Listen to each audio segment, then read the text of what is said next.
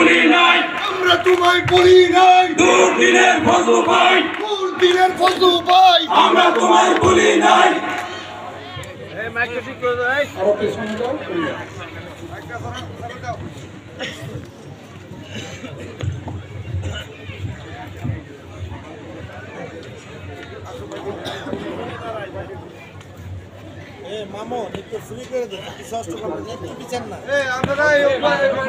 আসসালামু আলাইকুম।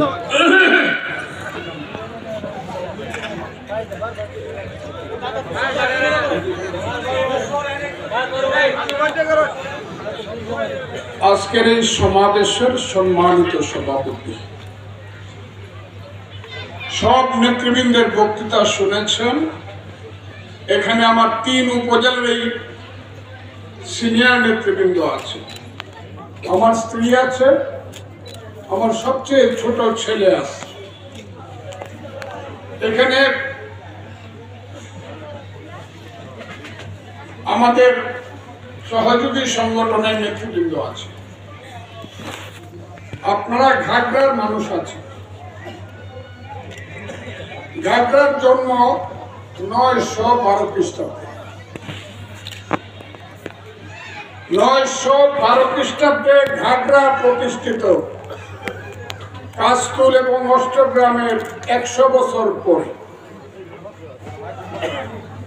কাশফুল প্রতিষ্ঠিত 812 খ্রিস্টাব্দে প্রথম ভাটি এলাকায় মানুষ আসে। কারণ ঘাগড়া হলো ভাটি এলাকার দ্বিতীয় পুরাতন গ্রাম। অত্যন্ত ঐতিহাসিক এবং অত্যন্ত সম্মানিত মানুষদের গ্রাম, ইউনিয়ন হলো ঘাগড়া। বহুবার এসেছি, মৃত্যুর আগ পর্যন্ত আসব। গত অনেক দিন রাজনৈতিক কারণে আমি আসতে পারিনি, যে বলবো না, আমাকে আসতে দেওয়া হয়নি। যারা আমাকে আসতে দেননি তারা এখন আর এইখানে নাই, আছে নাই। আমি আপনাদের সামনে প্রায় 12-13 বছর পরে এসেছি। ঘাগড়ার বাজারটা কোন দিক দিয়ে আমি নৌকা বিরাইতাম আমার চোখের সামনে ভেসে থাকে সর্বক্ষণ। ঘাগড়ার কোথায় মালিকের দরগা আমার অন্তরে থাকে সর্বক্ষণ। ঘাগড়ার কোথায় বড়া মালিউন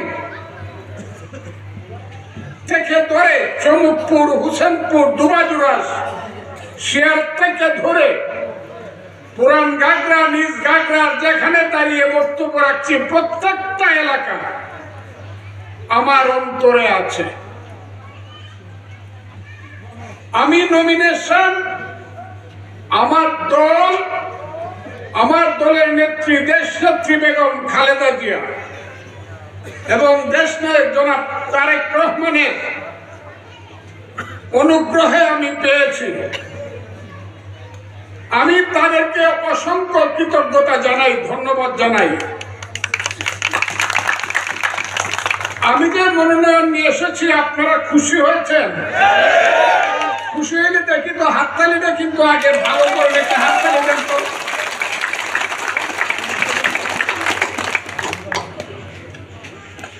আমি এসেছি, অনেকেই ভেবেছিলেন ফজলুর রহমান বোধ হয় আসতে পারবে না বা আসবে না। ইটনা অষ্টগ্রাম মিটামনের মাটি যতদূর আছে, ইটনা অষ্টগ্রাম মিটামনের হাওরে যতদিন ঢেউ উঠে, ইটনা অষ্টগ্রামের হাওরে যতদিন সবুজ ধান থেকে হলুদ ধান হবে, ইটনা অষ্টগ্রামের রায়চুটি ধনপুর থেকে যতদিন পর্যন্ত বাঙ্গালপাড়া সাত লক্ষ মানুষের জীবন থাকবে। এমপি হই বা না হই, যাই হই, আমার মৃত্যুর পরে আমার লাশটা আপনাদের কাছে আসবে। আল্লাহ যদি আমাকে রহমত করে, আমার লাশটা এই মাটিতেই ঘুমাবে চিরদিনের জন্য। আমি নমিনেশন পাইছি, খুব বড় মানুষ হয়ে গেছি, এমপি না। এমপি নমিনেশন দয়া করে আল্লাহ যদি রহমত করে, আপনারা যদি দয়া করেন, তাহলে আমি এমপি হব। মানুষ দয়া করলেই আমি এমপি হব। একটা কথা আমি বলি, একজন এমপির নাম সারা দেশে যা, তার এলাকাতে তার চেয়ে বেশি। আর আমার নামটা এই পৃথিবীতে বাঙালি যেখানে কোথায় আছে, সব জায়গাতে ফজলুর রহমান একটা নাম আছে, যে সবাই জানে। আমি যদি মৃত্যুবরণ করি, 100 বছর পর্যন্ত ভাটি এলাকার মানুষ বুঝবেন ফজলুর রহমান কে ছিল। কাজে আমাকে যারা অবহেলা করেন তাদেরকে আমি সালাম জানাবো। বকাবকি যারা করেন তাদেরকে আমি আল্লাহর কাছে দোয়া করবো, আপনারা ভালো মানুষ হন। আমি জীবনে কারো ক্ষতি চাই না। আমার যখন 23 বছর, আমি তখন যুদ্ধে গিয়েছিলাম। আমার যখন যৌবন ছিল, আমি যুদ্ধে গিয়েছিলাম। শুধু যুদ্ধে যাইনি, এই টোটাল এলাকার আমি কমান্ডার ছিলাম। এই সমস্ত এলাকা আমি কমান্ডার ছিলাম। এই গাগরা বাজার তখন আরো ছোট ছিল, কিন্তু এখানে একটা মুক্তিযোদ্ধাদের ক্যাম্প ছিল। এই গাগরা, এইখানে আমি 3 বার মুক্তিযুদ্ধের সময় এসেছি। এখান থেকে অনেককে যুদ্ধে নিয়ে গেছি। অষ্টগ্রাম থেকে আমি অনেককে যুদ্ধে নিয়ে গেছি, নিত্রি থেকে, মিটামন থেকে, ইটনা থেকে, তো অবশ্যই খাইলাদুরি, আজমিরিগঞ্জ, রাখাই থেকে অনেককে আমি যুদ্ধে নিয়ে গেছি। সেই যুদ্ধ থেকে ধরে আজ পর্যন্ত, যুদ্ধের সময় থেকে ধরে আজ পর্যন্ত আমার জীবনে আমি কোনো মানুষকে কটু কথা বলি নাই। এই হাতটা দিয়া, বাম হাতটা দিয়া যত অন্যায় করো, যত রাগ আমার থাকুক, আমি কাউকে একটা চোর দিইনি। আমার এমন ক্ষমতা ছিল, আল্লাহ দিছিল। মুক্তিযুদ্ধের পরে আপনারা বোধহয় শুনছেন, 23 বছর বয়সে আমার যে ক্ষমতা ছিল কমান্ডার হিসাবে, আজকের ইউনূস সাহেবেরও সেই ক্ষমতা নাই। কেন? আমি ইচ্ছা করলে বলতে পারতাম, ওই রাজাকারকে গুলি করে ফেলে দে। কেউ প্রশ্ন করতে পারতো না কেন গুলি করবে। কিন্তু ইউনূস সাহেব কিন্তু বলতে পারবে না, ও অন্যায় করছে, ওরে গুলি করে ফেলে দে, তাকে আইনের মধ্য দিয়ে যাইতে হবে। সেই পাওয়ারে আমি কোন ধরনের অপব্যবহার করি নাই। একটা যুদ্ধে 9 ডিসেম্বর 1971 সন কাতখালের মেঘনা নদীর যুদ্ধে, একটা যুদ্ধে আমি 1200 রাইফেল পেয়েছিলাম। 200 পাক বাহিনীকে পরাজিত করে আমরা ছিলাম মাত্র 3 জন। কাতখালের হাজার হাজার মানুষ, ছেলে মেয়ে সব লাইন ডাউন হইয়া বন্দুকের মতো করে লাঠি ধরিয়া পাক বাহিনীকে ভয় দেখাইছিল। আর আমার 2 জন সাথী ছিল, আমি কমান্ডার, আমার ডেপুটি কমান্ডারের নাম ছিল নিহারেন্দু দেবনাথ, এখনো জীবিত আছে, ইটনায় থাকে। আর আমার আরেক কমান্ডার জয় সিদ্দির কয়েকদিন আগে মারা গেছে। আমাকে সাইরা সবাই যাইতেছে, তার নাম আবু তাহের ঠাকুর। সেই যুদ্ধে 1200 রাইফেল ধরছি, 200 পাক বাহিনী ধরছি। তখনকার সময়ে সুনামগঞ্জে যত সম্পদ পাক বাহিনী লুট করছিল তার বেশিরভাগ সম্পদে 3টা স্টিমারে ছিল। কিন্তু মুক্তিযুদ্ধের 16 ডিসেম্বরের পরে আমি আল্লাহকে হাজির নাজির জেনে বলছি, সূর্য ডুবছে আমার সন্তানের মাথায়। আমি হাত দিয়ে বলছি, আমার বাবাকে বলছি চাউল কিনে খাও। আমার ঘাটে তখন 5000 মণ চাউল ছিল, 22,000 মণ চাউল 3টা স্টিমারে ছিল, সবগুলো আমার হাতে ছিল। কিন্তু আমি চাউল কিনে খাইছি। এই হলো ফজলুর রহমান। আমার বাপ দাদার বাড়ি ভেঙে গেছে, আমার বাড়ি নাই, ঘর নাই।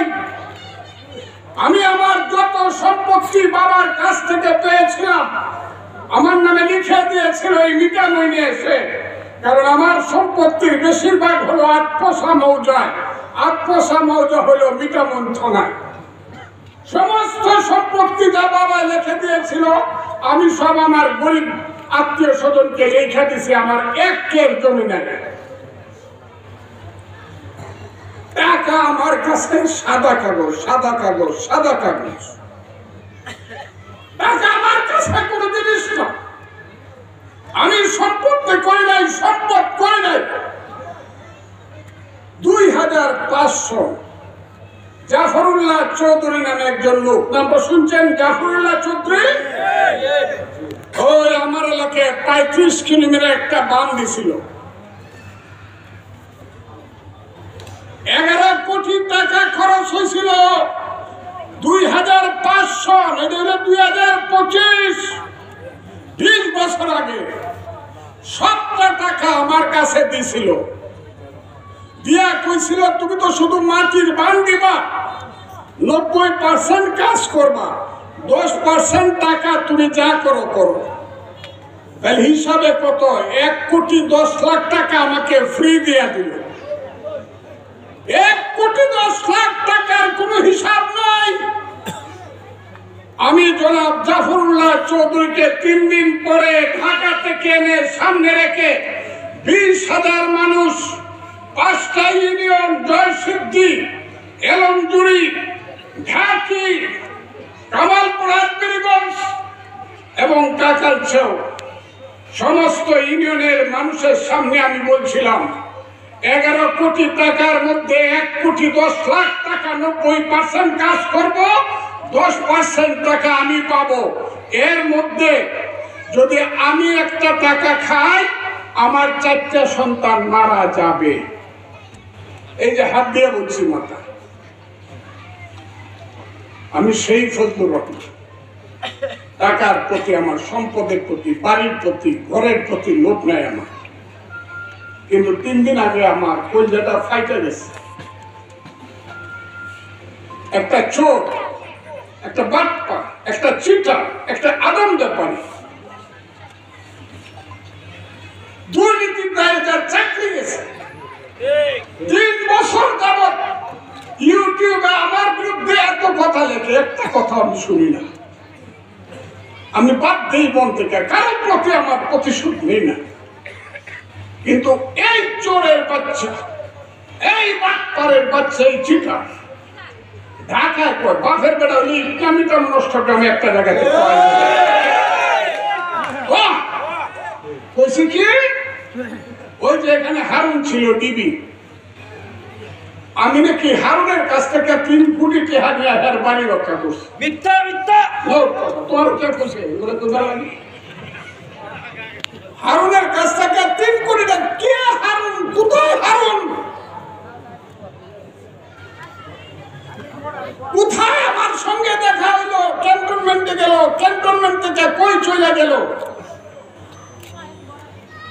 আপনারা বলুন তো দেখি, 3 কোটি, 3.5 কোটি কেমন লাগে শুনতে? বলেন তো দেখি। আপনারা কি বিশ্বাস করেন যে আমি তার কথা? হামিদ সাহেবের বাড়ি কেন পুরলাম না, সেই কারণে আরো টাকা নিছি হামিদ সাহেবের কাছ থেকে। বলেন তো দেখি, আমি হামিদ সাহেবের বাড়ি পুরবো কেন? আমার জন্ম তো বাড়ি পূর্বার জন্য হয় না। আমি রাজনীতি করে হামিদ সাহেব অপরাধ করলে তার বিচার হওয়া উচিত, হারুন অপরাধ করছে তার বিচার হওয়া উচিত। আমি তাদের বাড়ি ঘর পূর্ব কেন? আবার যখন আমার দুর্দিন আসবে আমার বাড়ি ঘর পুড়ে দিব নাকি? এর নাম কি রাজনীতি? আমি ফজলুর রহমান খুব ক্লিয়ারলি বলি, এটা 18 কোটি মানুষের দেশ।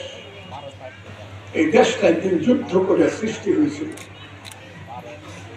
54 বছর আগে এই দেশটার নাম ছিল পাকিস্তান। তার আগে এই দেশটার নাম ছিল 250 বছর পূর্ব বাংলা। মুঘল আমলে এই দেশটার নাম ছিল সুবে বাংলা। পাঠান আমলে এই দেশটার নাম ছিল বঙ্গ। এর আগের আমলের নাম ছিল অঙ্গ, বঙ্গ, কলিঙ্গ এবং মগধ। সেই যে অঙ্গ, বঙ্গ, কলিঙ্গ, মগধ থেকে বঙ্গ এবং বাংলা, বাংলা থেকে যে পূর্ব বাংলা, পূর্ব বাংলা থেকে যে পাকিস্তান, পাকিস্তান থেকে যে পূর্ব পাকিস্তান, পূর্ব পাকিস্তান থেকে যে বাংলাদেশ, কেমনে হলো বন্ধুরা? শত বছর যাবত আমার মুসলমান মায়েরা নামাজ পড়ে খোদার কাছে প্রার্থনা করেছে, হে খোদা আমাদেরকে এমন এক অমৃতের সন্তান দাও যে সন্তান আমাদেরকে মুঘল পাঠানোর অত্যাচার থেকে, বিদেশিদের লুণ্ঠন থেকে মুক্তি দেবে। 1000 বছর ধরে আমার হিন্দু ভাইরা সন্ধ্যাবেলায় তুলসী তলায় প্রদীপ জ্বালিয়ে ভগবানের কাছে প্রার্থনা করেছে, হে ভগবান আমাদেরকে অনেক অমৃতের সন্তান দাও যে সন্তান আমাদেরকে নীল সাহেবদের অত্যাচার থেকে মুক্তি দিবে। শত শত বছর যাবত আমাদের মায়েরা বোনেরা কেঁদে কেঁদে ছড়া বলেছে, ছেলে ঘুমালো, পারে জোড়ালো, বর্গি এলো দেশে, বুলবুলিতে ধান খেয়েছে, খাজনা দিব কিসে? ধান ফুরালো, পান ফুরালো, খাজনার উপায় কি? আর কটা দিন সবর করবো শুন বলেছি। আমার মায়ের বোনের অস্ত্র জল মুছিয়ে দেওয়ার জন্য চিরদিন বাঙালির পূর্বপুরুষেরা যুদ্ধ করেছে। যুদ্ধ করেছে ফকির মজনু শাহ নুরুল দ্বীন, তিতুমির হাজী শরীয়তুল্লাহ, যুদ্ধ করেছে চিত্তরঞ্জন সিয়ার দাস, শেরে বাংলাকে ফজলুল হক, দেশ থেকে দেশান্তরে গিয়ে যুদ্ধ করেছে সুভাষের মতো দেশপ্রেমিকেরা। ক্ষুদিরামের মতো শিশুরা ফাঁসির মঞ্চে যাইতে যাইতে গান গেয়েছে, একবার বিদায় দেও মা ঘুরে আসি। সেই যে আমার বাংলার সেই মানুষের রক্ত এবং জীবন, সেই জীবনের পথ ধরে একদিন হুসেন শহীদ সোহরাওয়ার্দী, মৌলানা আব্দুল হামিদ খান ভাসানী, বঙ্গবন্ধু শেখ মুজিবুর রহমানের নেতৃত্বে এই বাংলার মানুষ সংগঠিত হয়েছিল। তাদের মুখে স্লোগান উঠেছিল, তুমি কে আমি কে, বাঙালি বাঙালি, তোমার আমার ঠিকানা পদ্মা, মেঘনা, যমুনা। রক্ত সূর্য উঠেছে, বীর বাঙালি জেগেছে। সেই বীর বাঙালির পথ ধরেই আমরা একদিন অস্ত্র ধরেছিলাম, যুদ্ধ করেছিলাম। সেই যুদ্ধের প্রধান সেনাপতির নাম ছিল এম.এ.জি. উসমানী। সেই যুদ্ধের স্বাধীনতার ঘোষণা দিয়েছিলেন। আমি যে দলটা এখন করি সেই দলের নেতা প্রতিষ্ঠাতা, তখন তিনি মেজর জিয়া, তিনি বলেছিলেন, I major Zia do here declare the independence of Bangladesh on behalf of our great beloved leader Bangabandhu Sheikh Mujibur Rahman. সেই যে দেশ, সেই ডাকে আমরা যুদ্ধে গিয়েছিলাম। দিনের পর দিন, মাসের পর মাস, আষাঢ় শ্রাবণের বৃষ্টি পড়া রাতে অমানিসার অন্ধকারে যুদ্ধ ট্রেনিং দিয়েছি। দিনের পর দিন বাংকারে থেকে থেকে পাঞ্জাবির বুকে ট্রিগার টিপেছি। পাশের সন্তান তার গুলি খেয়ে পাসপোর্ট উপরে উঠে বলেছে, মা মামাকে দেখেন। সেই মা পাগল হয়ে মরছে। তার কবর দিয়ে এসেছি সেই বর্ডারে, টেকের গাছ বর্ডারে। সেই অগ্নিগঞ্জের জগজ্যোতি দাস থেকে ধরে আজকের সেই, তারা একজন এখন নাই, একদিনে 500 মানুষ মেরেছে। সেই ঝাড়গাঁও 36-এর 500 মানুষ, এই যে দুয়াজোড়া গ্রাম আছে যার নাম আব্দুল গনি হাই স্কুল, আব্দুল মজিদ ভুইয়া, আমার স্যার আব্দুল হামিদ, আমার বন্ধু লুকমান, তাদেরকে হত্যা করা হয়েছে, তারা শহীদ হয়েছে, লাখে লাখে মানুষ যুদ্ধে শহীদ হয়েছে, 2 লক্ষ বাবুল ইজ্জত দিয়েছে, সোনার বাংলাপুরে সরকার হয়েছে, আর এই দেশে পাকিস্তানিদের পক্ষে সৃষ্টি হয়েছে রাজাকার আল বদর আল শামস। কথাটা সত্য নয়? সেই রাজাকার আল বদর আল শামস 54 বছর পরে এসে বলবে না না কোনো যুদ্ধ হয় না, যারা যুদ্ধ করছিল তারা আল্লাহর কাছে মাপ চাও। আরে হারামজাদা রাজাকারের বাচ্চারা, তোরা মাপ চা, তোদের বাপ দাদা 14 পুরুষ 100 বছর পর্যন্ত মাপ চাইলে তোদেরকে আমরা ক্ষমা করব না। মুক্তিযুদ্ধ ভালো ছিল না খারাপ ছিল? এই যে স্বাধীন হয়েছে এইটা ভালো ছিল না খারাপ ছিল? মুক্তিযোদ্ধা ভালো ছিল না রাজাকার ভালো ছিল? আমি আপনাদেরকে জিজ্ঞাসা করি, মুক্তিযোদ্ধারা ভালো ছিল? যারা মুক্তিযোদ্ধা ভালো ছিল বলে হাত উঠান তো দেখি। আচ্ছা, রাজাকার ভালো ছিল, কারা কারা হাত উঠান তো দেখি। রাজাকাররা ভালো ছিল দেখি। নাই। সেই রাজাকারের দলের নাম হলো জামাত। আল্লাহ দোয়াই লাগে আপনাদের পায়ে হাত দিয়ে বলি, বুঝে গেছিলাম যে জামাত বুঝি মানুষ হচ্ছে, কিন্তু এখন দেখি তারা হলো নিমক হারাম বেঈমান। তাদেরকে ক্ষমা করা হয়েছিল কিন্তু তারা মানুষ হয় নাই। এই দেশটারে আবার ওই 71-এর আল বদর রাজাকারের হাতে নিতে চায়, এটাকে আপনারা সমর্থন করেন?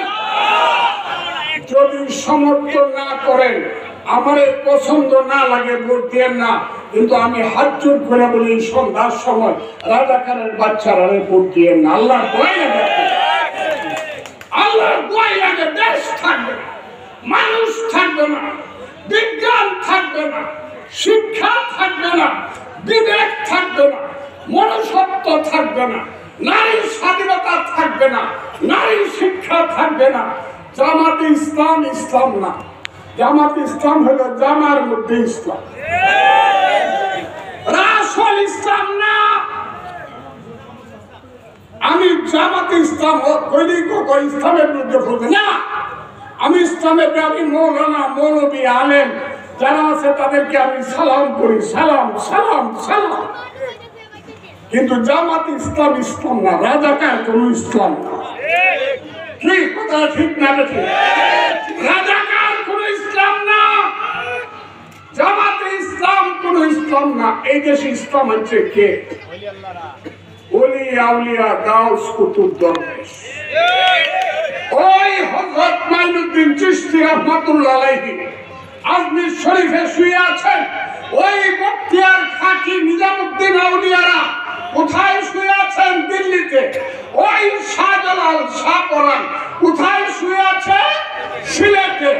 ওই শাহ সুলতান শুয়ে আছে নেত্রকোনায়। ওই দেশরাজ খড়মপুরে শুয়ে আছে কল্লা শহীদ। কথাটা ঠিক না বেটি?